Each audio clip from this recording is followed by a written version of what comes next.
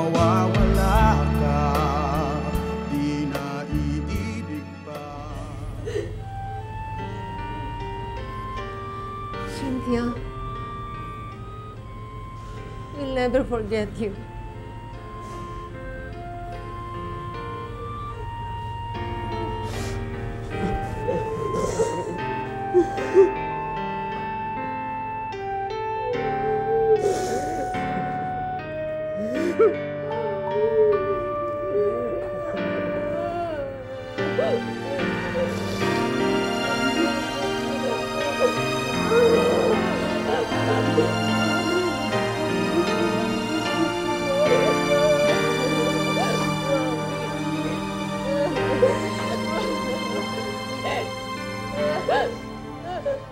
Kumusta ba ang bagong posisyon mo bilang Chief of Staff? Pwede ba, Alberto? Tigilan mo nga ako. Alam mo, ngayon lang ako nakakita ng Chief of Staff na humihingi pa ng tulong sa kanyang mami. Si Daddy ang may kagustuhan na nandito si Mami. Well, I hate to be in your position right now, Amanda. Alam mo, hindi ko lang problema itong crisis na to. Problema nating lahat. Hanggang ngayon, wala pa kayong lead. Wala po kaming matibay na lead. Pero marami na po kami tinitignan na anggulo. Sa kalye naganap ang pagpatay. Ibig mo sabihin walang nakakita? Wala kayong makuha kahit isang witness? Planadong-planado po ang pagkakagawa. Niroute yung traffic para walang dumando sa kalye nung gawin yung pagtambang. Okay, my point is, ano ang teorya mo? Mas tinitignan po namin dito yung drug angle. You will not consider a political angle? Para naman pong hindi magagawa ni Governor Montemayor. Dahil parang hindi niya kayang ipapatay ang kanyang... Wala akong sinabing Governor Montemayor. Ang sinabi ko lamang political angle. Ma'am, yun din po ang ibig sabihin nun. You know, Mr. Yabes, I can sense a whitewash. Dapat bukas kayo sa lahat ng possibilities.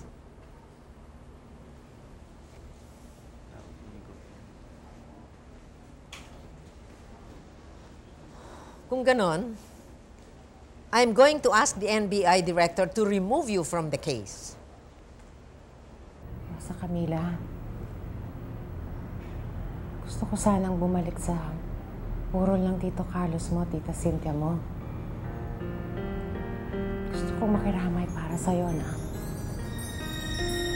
kahit wala ka doon, at least nandun naman ako.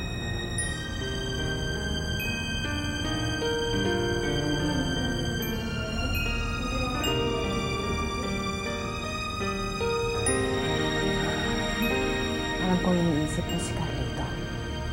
Kaya lang, kailangan kasi siya doon. Kaya huwag ka masyado mag-alala na. Pag natapos lahat to, babalik din ang lahat sa dati. Nakikita mo. The provincial board and majority of the mayors are solidly behind you, Governor. Dad? Thank you. Excuse me. Iuwi na daw Makalawa ang bangkay ng mag-asawang Valiente. Ang mas importanteng balita ay nag-oorganisa ng malaking pulutong yung oposisyon para sumalubong dun sa dalawang bangkay sa airport, Dad. Pwede sir tayo maglagay ng roadblocks para hindi sila lahat makarating sa airport. Di lalo tayo magmumukhang kontrabida? Malaking propaganda mileage yan para sa oposisyon kapag nalaman ng tao na maraming silang mobilize. Manghulog lang tayo sa bitag ng kalaban kapag nag-react tayo na parang natataranta. Of course, you don't fight fire with fire. There are more creative ways Where of are your winning this creative situation. ideas? Well, desiyuin ng mga tao with highly visible charity projects. Kukuhanin lang nila ang donasyon ninyo pagkatapos kakapit pa rin sila sa kabila. Tama na, tama na. Tama na yung pagtatalo. This is not the right time. Ang gusto kong malaman ay kung gaano nakalawak ang silent protest na ito. Governor, marami na rin pong mga tao ang naglalagay ng mga itim na tela sa kanilang mga bahay. At marami na rin mga taong naglalagay ng black ribbon sa kanilang mga kotse. Kaya imposibleng spontaneous ito. Ito ay ginagastusan ng kalaban. Kaya ang dapat natin gawin ay tapatan ang puwersa nila.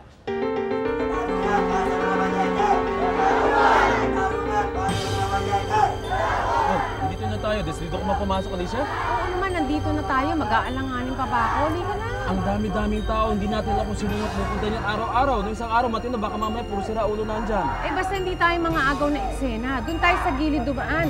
Nung isang araw nagpunta ako rito eh. Wala naman tao nakapansin sa akin. Nako, tingnan mo nga iba-ibang mukha ng mga tao nakakatakot. Tsaka dalawa na ngayon ang patay dyan. Bakit kasi wala tayong itim na tela dito sa sasakyan? Alicia, meron kang baon dyan, yung black band? Wala akong dalang itim na armband, no? Ay, naku, Diyos ko. Sinusinya, tsaka sinustoro.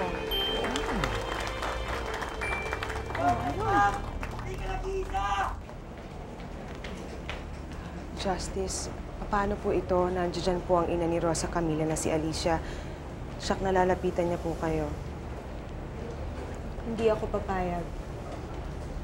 Wala tayong magagawa pag silang nalapit sa atin. Ayoko sila makita. Hindi ko sila haharapin.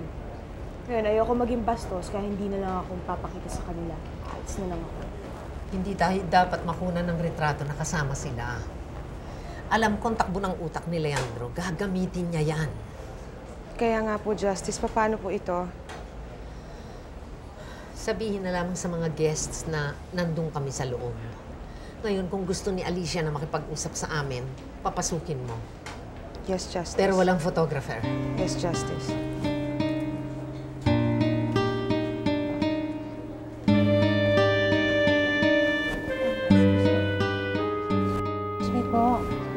Nandiyan po ba si Carlito at si Justice Salgado? Nandiyan po sa private room.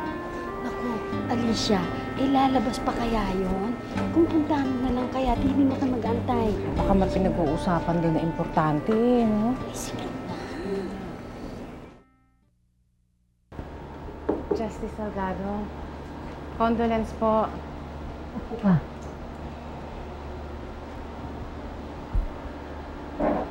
Salamat.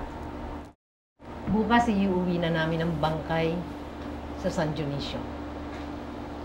Sana naman manatiling payapa at tahimik ang burol at libing ng mag-asawang Carlos at Cynthia. Ako rin po uwi na ng San Dionisio, Justice. Alam ko po inaayos na sa Kapitolyo ang daraanan ng karo para maging maayos po ang libing. Sa wakas, matatahimik na ang buhay ni Governor Montemayor. Sana po, Justice, hintayin na lang natin ang resulta ng investigasyon. Wala naman akong ibig sabihin sa sinabi kong yun. Lahat po kaming kapamilya ni Leandro nagdurusa. Galit po sa amin lahat ng tao nang wala namang konkretong dahilan. Mapanganib nga pong magpunta ako rito pero kaibigan ko po si Cynthia at napakataas ng tingin ko kay Carlos. Condolence na lang po ulit. Salamat. Alicia, madalas kang naibabalita sa akin ni Cynthia. Hanga ako sa'yo. Sana huwag kang magbago. Sige po. Bakit yung pinapayagang humingi ng tulong daddy nyo? Pati kay Zarina. Gusto kasi ni Daddy sa panahon ng kagipitan niya, nakapaligid sa kanya yung mga malalapit sa kanya. PR ng hotel? Paano makakatulong? Pa-beauty-beauty lang ang alam nun. Ganun pala, ba't kayo na-insecure? Hindi ako na-insecure, ano? Nandito ako sa teritoryo ko. At kahit kailan, hindi ako na-insecure sa ex-beauty queen na yan. Marami kasi mga kilalang press si Tita Zarina, kaya ganun. So? Paano kung kunyari, bigla na lang mas lalong lumala yung sitwasyon ni Daddy dahil sa Charina na yan? Alam mo nga, minsan nga sa meeting, binablangan ko ng harapan niya. Mag-inang Amanda at Zarina, nasa Kapitolyo na. Nawawalan na yata tayo ng papel. Ma, bakit niyo sabihin kay Daddy? Paano? Pag ako nagsabi sa kanya, ibang dating sa kanya. Sasabihin nun, nagsiselos ako. Kaya kayong dalawan dapat magsabi sa kanya. Kayong mga anak niya. Ma, sa tingin ko, dapat hayaan na lang natin sila. Kung magaling sila, di mabuti. Pag pumalpak, di sila mapapahiya. Kung paano kung sa kabila ng kapalpakan nila, makaahon ng daddy nyo. Di silang bida ngayon. Aber? Hindi naman kami sumugo dito sa Maynila mula sa San Dionisio kung hindi seryoso ang aming pakay. Very divisive ang ginawa ninyo, Congressman Ramirez. Spontaneous outpouring of support ang nangyayari niya. Hindi kami dapat ang inyong kausapin. Nagpresenta na ako mamagitan, Congressman Ramirez. nagiging explosive na situation sa San Dionisio. Hindi lang sanay sa protesta si Governor Montemayor, kaya nagre-react kayo. May mga supporters din kami sa San Dionisio. And I can assure you, madami sila.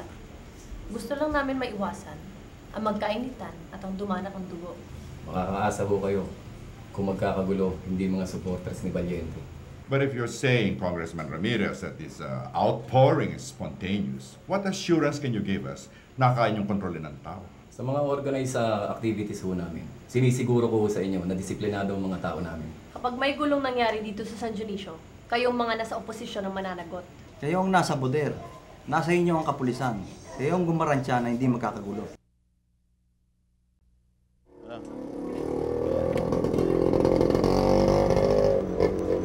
Tay, dito na ba tayo titira sa San Dionisio? Madalas na muna tayo rito, anak. Dahil kinuha ko ni Atty. Montemayor eh. Ah, ganun ba? Eh, ano ho yung nasa kamay niyo? Ba't may black armband kayo? Kasama sa trabaho to. Tay, madami mong galit dito sa mga Montemayor eh. Oh, kaya maglalalayo ka sa kanila, ha? Kami nga ho ni Paloma, nahihirapan eh.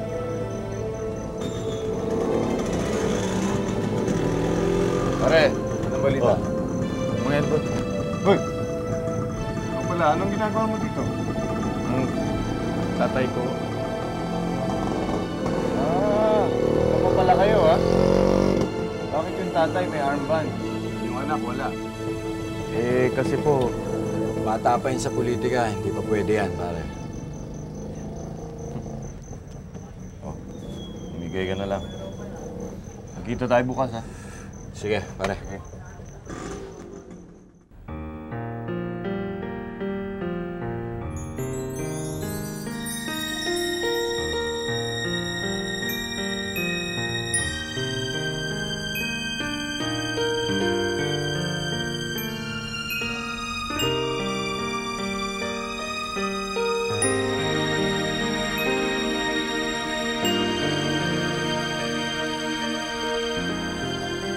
Hanggang kailan ka aasa?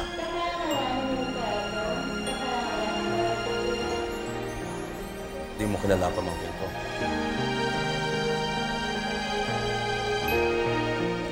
Kung ako sa'yo, huwag ka na umasa. Mas mga pa ng kape? Yeah. Salamat na lang po. Sigurado ka?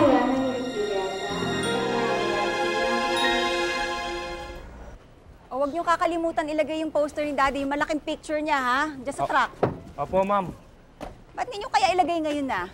Eh, dadaanan pa po namin sa Kapitolyo, ma'am eh. Bakit? Nasaan? Nasaan? Sa Kapitolyo po, ma'am. Ano? Galing na kayo dito, pupunta pa kayo ng Kapitolyo? Ay, pambira. Sige na, bilisan niyo na. Kailangan na yan dun eh. Oh, ba't pa kayo nandito? Yung ibang truck na sa Kapitolyo, ah. Kayo nandito. Napag-utusan lang po, ma'am.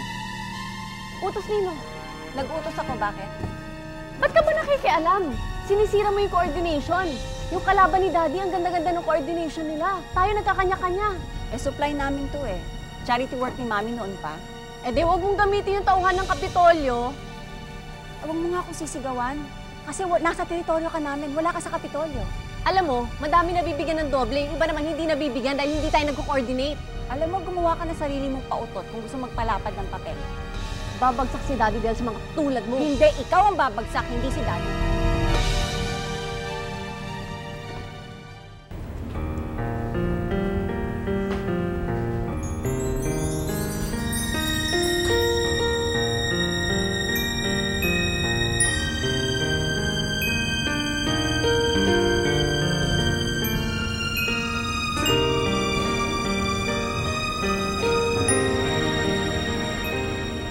Habang buhay kitang mamahalin. Rosa Camilla.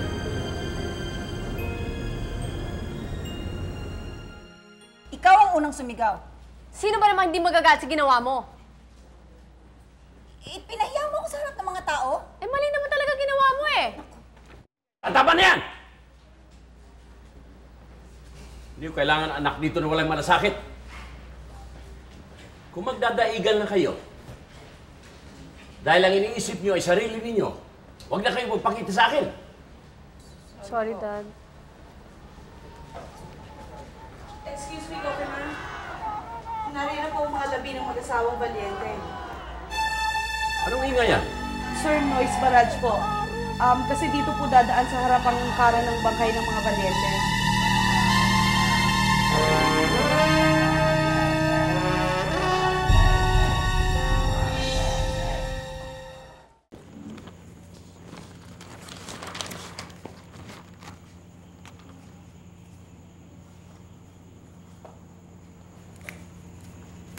Anong gagawin ko rito? Saan mo nakuha yan? Bigay ni Atty. Asturias. Kailan ba kayo nakita ni Atty. Asturias? Yung tao niya sa Kapitolyo lumapit sa akin. Pinabibigay daw ni Atty. Asturias. Nabangan tayo sa airport. Nung nasa ladies room ka, nilapitan ako. Huwag na tayo maingay. Ba't ngayon mo nang sinabi sa akin?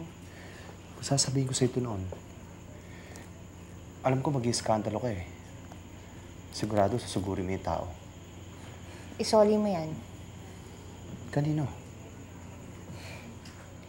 Ipapadala ko sa Kapitolyo. Nandun si Mami ngayon. Alam mo, marami nangangailangan ng pera eh. Doon ko nalang ibibigay. Akin na yan. Doon sa baryo namin, marami nangangailangan doon. Akin na.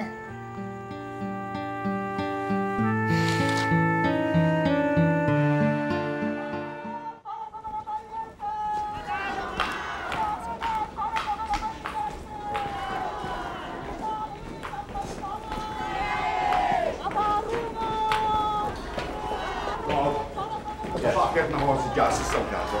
Hindi mapigilan ng gwardiya. Dahil wala daw silang specific instruction kung sakaling dumating si Justice. Mabuti ang ginawa nila. Patuloyin.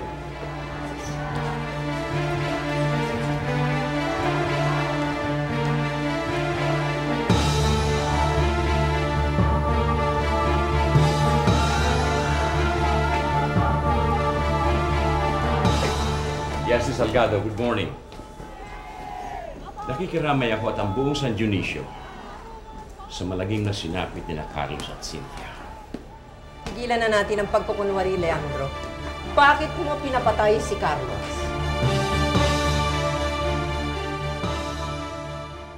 Mawawala